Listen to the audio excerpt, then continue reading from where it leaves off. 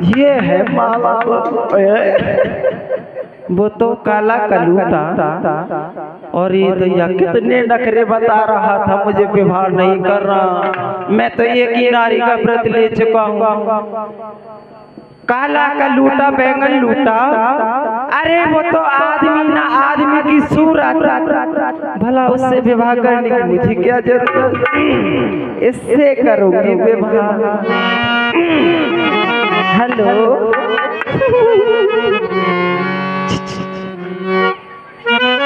नहीं सुन रहे हो?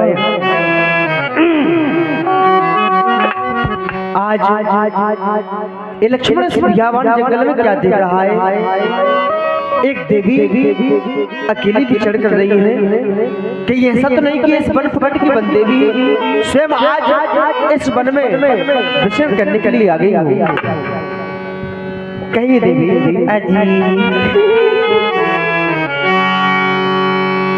इधर आइए ना, कहो।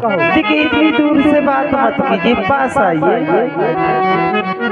देवी हाँ जी, वैसे उचित दूरी बहुत अच्छी रहती है, लेकिन हम तो केवल आपसे सर्वप्रथम इतना जानना चाहते हैं। हाँ, इस भयावन जंगल में आप अकेली विचरण कर रही हैं, जो कि इस वन प्रखंड में नाना प्रकार के हिंसक जीव एवं नाना प्रकार के निशाचर भी विचरण करते हैं। हाँ, देवी अकेला जान करके किसी निशाचर ने आपको हानि पहुंचा दी या किसी हिंसक जीव ने आपको हानि पहुंचा दी, इस बात का आपको तनिक भी भय नहीं लगता? मुझे और भय इस जंगल में अभी इनको पता नहीं है कि इस जंगल में जितनी भी निशाचर हैं उनकी अम्मा हूँ।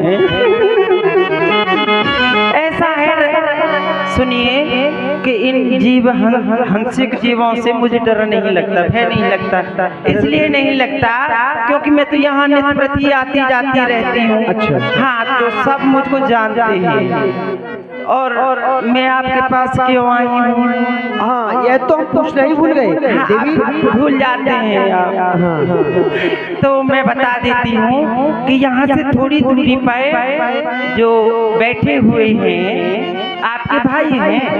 कहाँ नहीं, किसी वृक्ष के नीचे बैठे थे। अच्छा। हाँ, हम हमारे बड़े भैया प्रभु श्याम जी हैं। अच्छा, आपके प्रभु हैं। हाँ, तो आपके उन्हीं प्रभु ने मुझे आपके पास भेजा है। क्या? हाँ, हमारे प्रभु ने आपको हमारे समक्ष भेजा? हाँ। देवी कोई कार्य है आप जो भैया ने आपको हमारे पास में भेजा? कहो देवी, क्या बात है?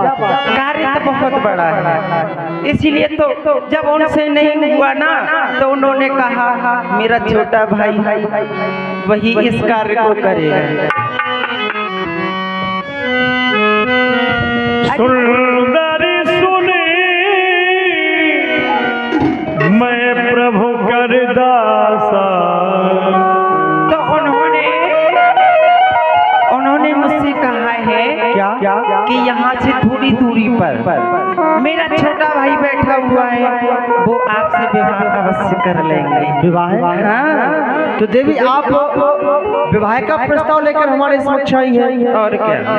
सर्वप्रथम देवी आप ये बताओ, मैं तुम्हारे पास आ रही हूँ, तुम दूर दूर भगते जा रहे हो, क्या मुझ में से बदबू आ रही है क्या? नहीं देवी, तो फिर क्योंकि आप उचित दूरी बनाकर रखें।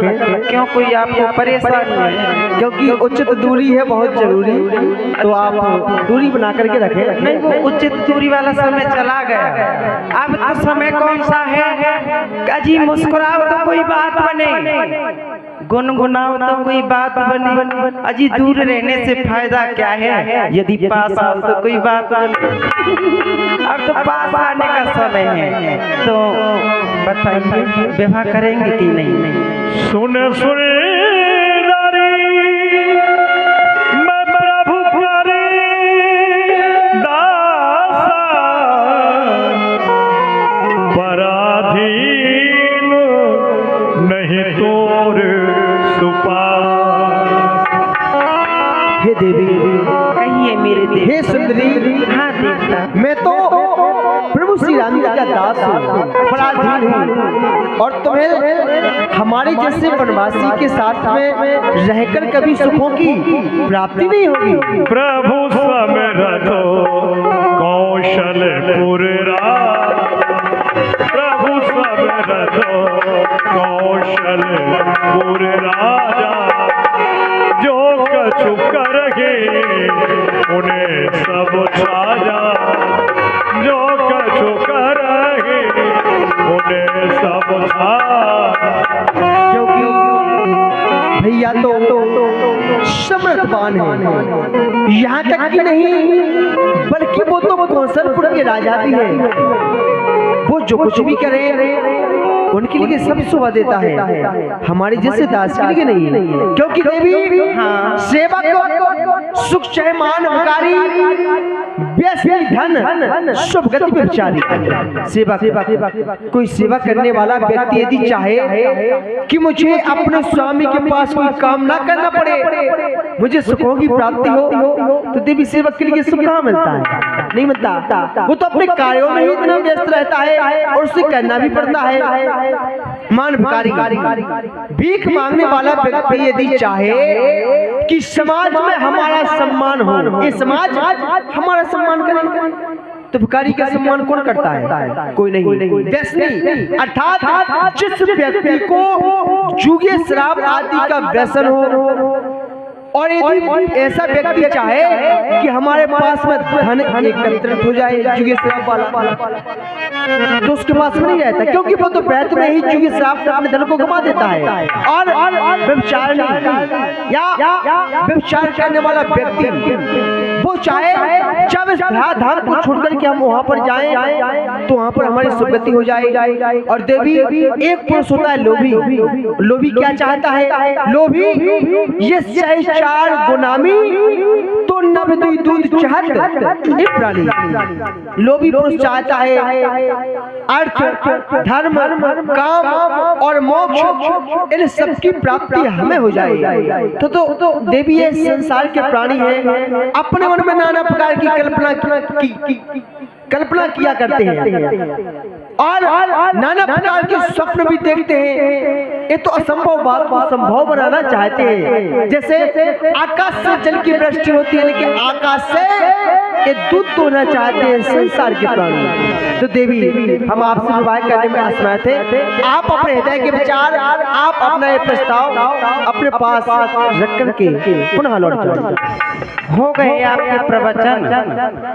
देखिए आपने जो भी अभी कहा उनमें से कुछ बात तो मेरी समझ में आई, लेकिन कुछ बात मेरे सर के ऊपर होकर निकल गई। अच्छा, आपने जैसे कहा कि आप अपने भाई के सेवक हैं, पराधीन हैं, तो कोई बात नहीं। देखिए सेवा करनी बुरी बात नहीं है, आप अपने भाई की सेवा करते हैं, करते रहिए। जब आप मुझसे विवाह कर लेंगे, आप उनकी सेवा करना, मैं आपकी सेवा करूंगा। और सुनिए तुम तो ऐसे उछट रहे हो, छिटक रहे हो, क्या बात है? देवी विवाह करना ही नहीं करना। अभी गाना में आपसे हम असमर्थ हैं, क्योंकि जो एक सेवक का कार्य होता है, जो सेवक का धर्म होता है, वो बड़ा ही कठोर होता है। अगर तुम चाहो तो मैं तुमको समर्थवान बना सकती हूँ। वो कैसे? वो तुम मैं बना दूंगी, तुम कहो तो विवाह के लिए राजी हो। अगर विवाह नहीं करना है तो एक बात बताओ, तुम मुस्कुरा क्यों रहे? ये भी कोई बात जब विवाह नहीं करना है तो साफ साफ मना करो कि मुझे विवाह नहीं करना। देखिए देवी ऐसा है कि बांट सको तो खुशियां बांटो, यदि घटा सको तो दर्द घटाओ। अच्छा, जिन आंखों में अश्क भरे हो उन आंसुओं को पोंछ दिखाओ, क्योंकि इस धरती पर स्वर्ग बनाना हम सबकी जिम्मेदारी है। हंसना एक खुमारी है और रोना तो बीमारी है। लेकिन तो ये 100 रुपए की राशि हमारे आदरणीय श्री अमित भैया साहू गुआवली आपकी ओर से चलते हुए प्रसंग पर ये 101 रुपए की राशि आई है। बहुत बहुत धन्यवाद। ये तुम्हारी खुमारी है ना हंसने वाली, मेरी बेकरारी बढ़ा रही है। कैसे? और भोले भाले बनवासी, और क्यों मुझे देख मुस्काते हो, वो तो नारी के और संग में है, और तुम नारी विहीन दिखलाते हो।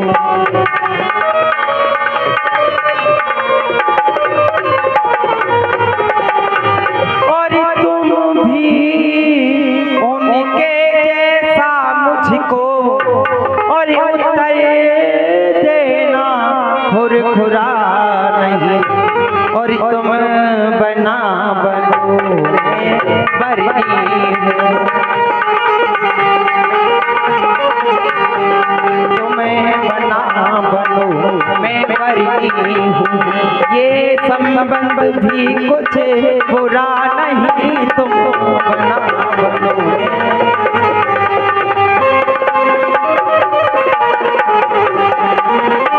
देखो ये 51 रुपया भैया ध्रुव जी अग्रवाल उल्दन वालों की ओर से ये 51 रुपए की राशि है। चलते हुए प्रसंग पर देखो, यदि आपको